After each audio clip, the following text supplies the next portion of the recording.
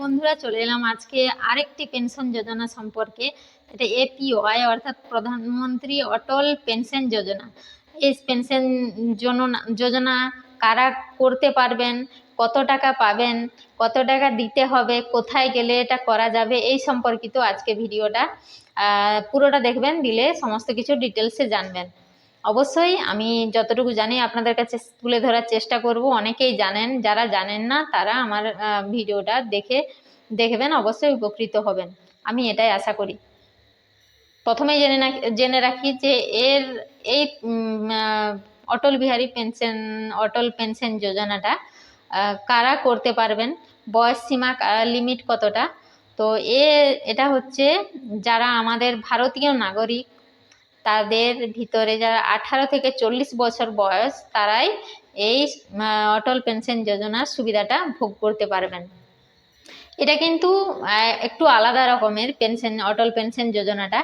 এটা বয়স অনুযায়ী একটা চার্ট দেয়া থাকে যে 18 বছর বয়স থেকে 40 বছর বয়স অবধি। এবার যদি আমি মাসে, ওটা 60 বছরের পরে পেনশন যোজনা, যেহেতু 60 বছরের পরেই পাওয়া যাবে।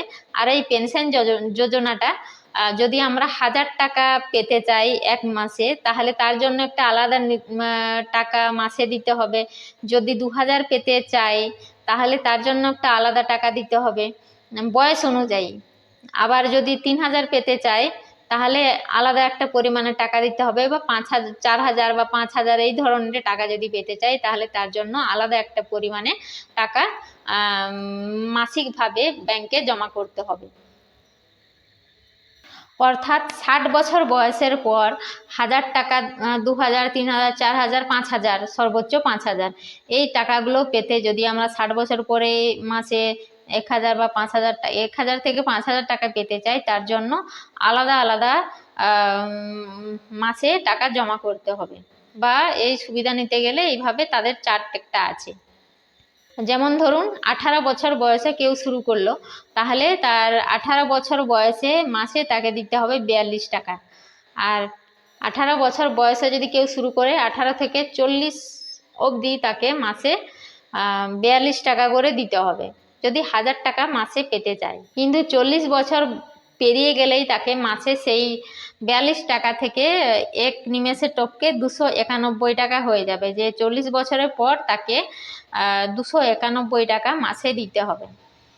আর যদি 60 বছর পর 5000 টাকা পেনশন পেতে চায় কেউ, তাহলে ওটা 18 বছরে তাকে 210 টাকা দিতে হবে। 18 বছর, এইভাবে সে 40 বছর অবধি দেবে।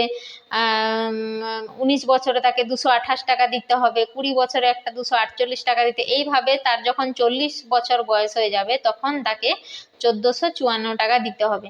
অর্থাৎ এটা একটা চার্ট আছে, বয়স অনুযায়ী আর মাসে কত টাকা পেনশন পাবেন সেই অনুযায়ী একটা চার্ট আছে। সেই চার্টটি ডিটেলসে দেওয়া আছে। অবশ্যই আপনারা যখন করতে যাবেন এই বিমাটা, অটল পেনশন যোজনা, সমস্ত কিছু ডিটেলসে তথ্য পেয়ে যাবেন নির্দিষ্ট ওই ব্যাংকগুলো থেকেই। ব্যাংকে করতে হবে এটা, বিভিন্ন রাষ্ট্রায়ত্ত ব্যাংকে। অবশ্যই আপনারা করার আগে ভালো করে তথ্য যাচাই করে বিভিন্ন ডিটেলসে জেনে তবেই করবেন।